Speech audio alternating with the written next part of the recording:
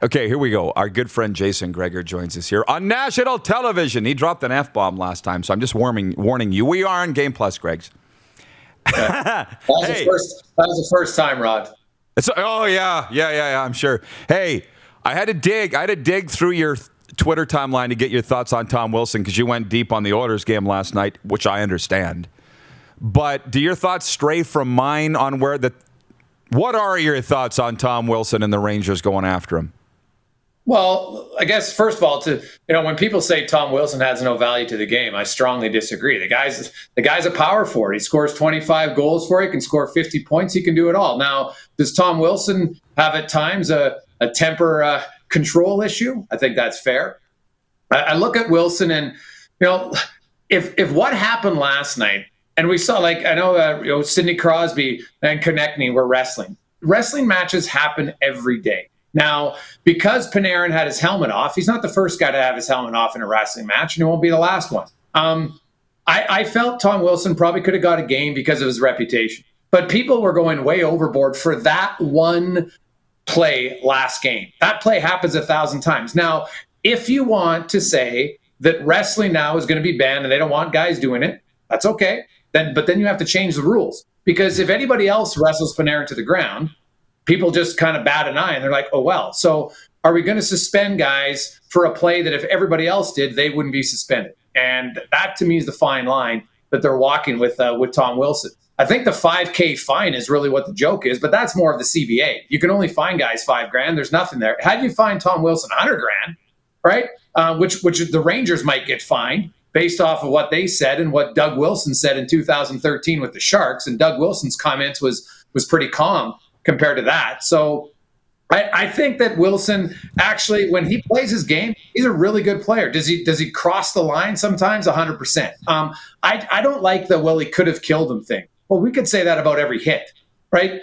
And so that to me is, and we've never ever suspended guys based on the outcome of the play. Now, we could have an argument about that, but you've seen guys run guys from behind Rod into the boards. Guy doesn't get injured, nothing happens. We've seen guys, have a very minimal body check. The guy's out for 6 weeks. The league has never suspended based on what the injury is, so you suspend it on the action. And Tom Wilson could have gotten a game. I wouldn't have had an issue with it, but I don't think it was worth much more than that. By the way, you shouldn't hand out discipline based on the injury. You shouldn't. I agree with all of what you said. I'm just going to chime in with some viewer comments here. Michael Alley's watching in Los Angeles.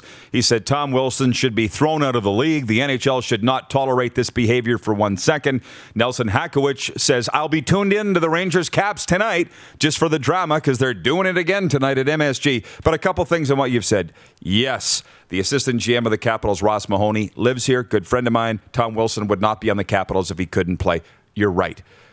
But he did not have his helmet on. Tom Wilson knew that, and he deliberately pile drove him into the ice. And for that reason, he could have killed him. We're going to have to disagree on that one. It was reckless behavior. Do you think the Rangers should be subject to discipline for the tweet? Because I don't. You can say whatever you want. Well, you can't though, Rod. In a business, you never want to have it look like the inmates are running the asylum. And so when you have the NHL comes down, and I use Doug Wilson, so the precedent has been set. Doug Wilson in 2013 came out and disagreed with the suspension at the time for Raffi Torres. And his comment was actually very he didn't call anybody out. He didn't say anybody wasn't fit to do their job. He just said he felt they got it wrong, and they got a $100,000 fine.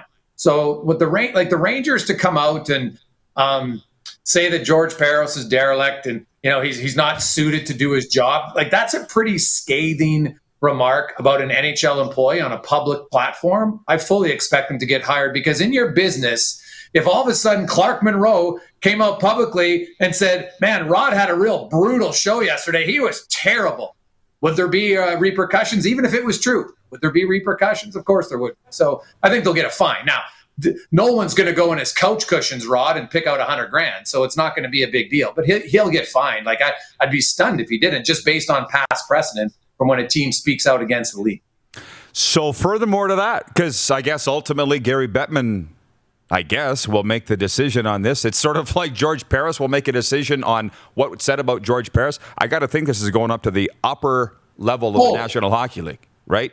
Yeah, this won't come down from Department of Player Safety because it's not player safety that wasn't happening on the ice. This is Gary Bettman for sure, and Bill Daly.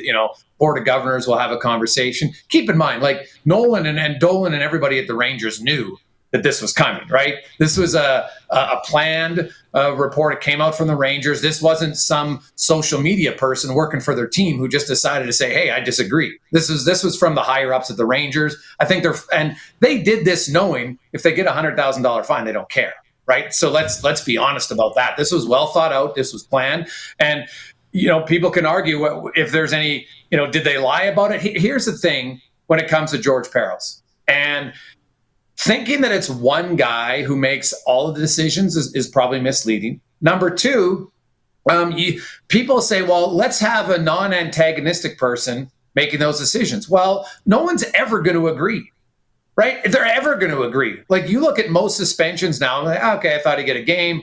He didn't get any games. I thought he'd get 2 games. He got 4 games, right? Every one of us has a different opinion. Just like every GM in the NHL. Like, it's not like all GMs view the game the same. That's why they build their teams differently. So we're never, ever on a suspension, rarely going to have 100% agreement. So I don't know if George Parros is doing his job terribly. I look at consistency of this. We've never really had a guy who just, wrestled the guy to the ice and got suspended for it. So there really was never a precedent for that. You and I think, are seeing it differently. They weren't dancing and went to the ice. He grabbed him and pile drived him. That's what I saw.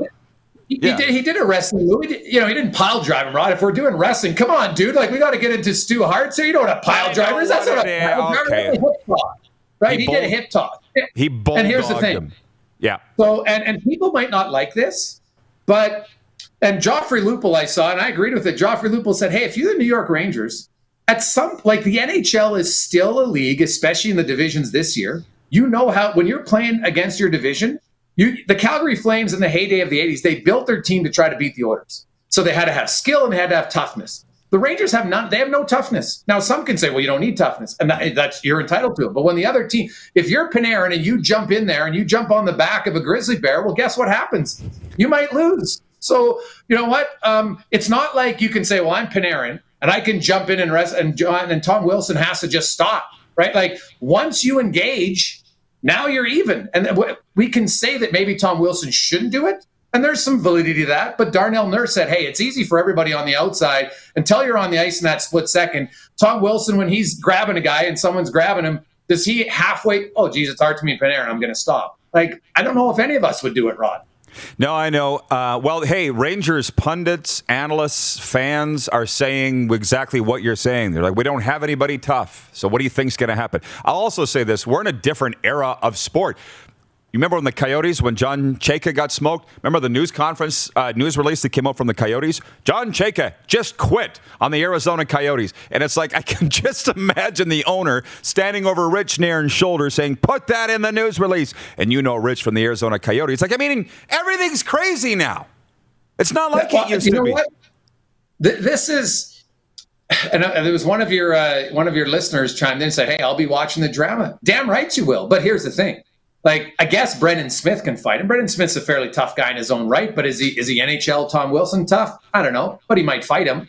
And will that solve anything? I don't know. Now, here, I think the one valid concern that I agree with when it comes to Tom Wilson is if he feels like he can almost do anything on the ice. And I don't know if you read the Matt Cook is probably one guy who can talk fairly accurately about this, because Cook used to be a guy that almost played with no conscience. Right? He would cheap shot guys and he never cared. And that doesn't forgive him when he talks about it. But I think he's a guy that can understand, well, you know what? I had to learn that I can't just do whatever I want all the time.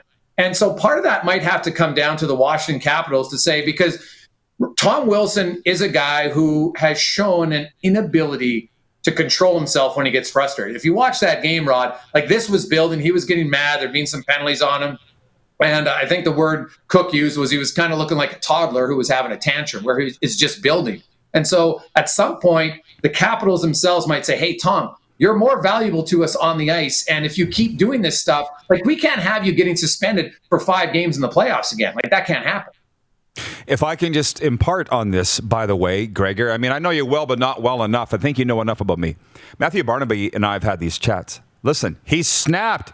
You're not going to prevent Tom Wilson from snapping. Stu Grimson, the same thing. Matthew Barnaby talked to me about his meetings in the New York office. They're going frame by frame by frame. Matthew, what were you thinking when you approached him with your elbow up and hit him right in? He's like, I wasn't thinking anything. Give me the fine. Yeah. Right? Like, Tom, you're not going to stop Tom Wilson. The wires aren't touching, okay, with guys like that. Well, I agree. Hey, at some times, pro sports is an emotional game. You have how many games a year with how many players, and for the most, like the NHL is cleaner now than it's ever been. And so what happens is when there's one guy who crosses the line, and obviously when it's Tom Wilson, it's magnified. But when you consider how many situations there are for guys where they do make the right decision, I would say 99% of the decisions are the right decisions. So, it's a high-speed game. We're always going to have bad decisions, and some of them aren't like conscious where you're skating in. And now sometimes a guy gets mad and he's like, I'm looking for revenge. That will happen, no question. But I think those type of players are very few and far between in today's game. Clark tells me 3 minutes. Oilers, how far are they going, and who do you think they're playing in the playoffs, Montreal or Winnipeg? Well, geez, the Winnipeg Jets, Rod, it's like they're going down a slip and slide on a mountain and can't get off of it. They've 7 in a row, and they've looked terrible. So, Montreal and them each have 5 games left. Montreal, in theory, has the tougher schedule, playing the top 2 teams twice. But the Jets right now, like Nikolai Ehlers, they miss him. So I'm kind of leaning for Edmonton to play Montreal. And they haven't met since, the early 80s when the Oilers went and swept them. So it's always fun to see rivalries that you don't really see in the playoffs and might never see again because obviously Toronto and Montreal will go back east. But Edmonton's a good team. Edmonton's been a pretty good team since February 1st. Like, they're 5th in most categories. They've figured out how to reduce their goals against. They have the 2 best offensive players in the league right now in McDavid and Draisaitl. They can play them together. I think they'll play them apart as far as 5-on-5 goes come playoff time.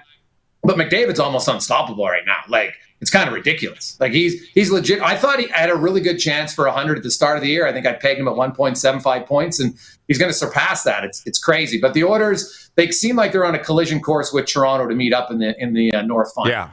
And who knows how that would go, man. They didn't even touch the Leafs in that set in Edmonton, as you recall, right? They weren't even in those games. So, hey, the best hockey's ahead. Gregor, as always, love it. We never got around to the CFL, but we will next time. Thanks for the time, buddy. Well, Rod, you know what? That's kind of fitting, unfortunately, because I think that might have been the least hyped up CFL draft ever. There's just, when you're out of sight, out of mind, like here we are, Rod. I think I talked to you 6 weeks ago. Guess what? There's still no name in Edmonton. Like, we're in May. What's going on? I don't understand kind of the rationale here. And unfortunately, with the conversations yesterday, like, I'm not even sure we'll get a half season until the fall. It's really disappointing because I love the CFL. I know. So hockey it will be. All right, bud. Thank you. Appreciate it. See you, Rod. Enjoy hoop life. You bet. Jason Gregor joining us from, I always want to say Team 1260. It's now TSN 1260 Edmonton, and a longtime buddy of mine. You're watching Rod Pedersen On Demand. For more of The Rod Pedersen Show, visit rodpedersen.com or follow Rod Pedersen on social media.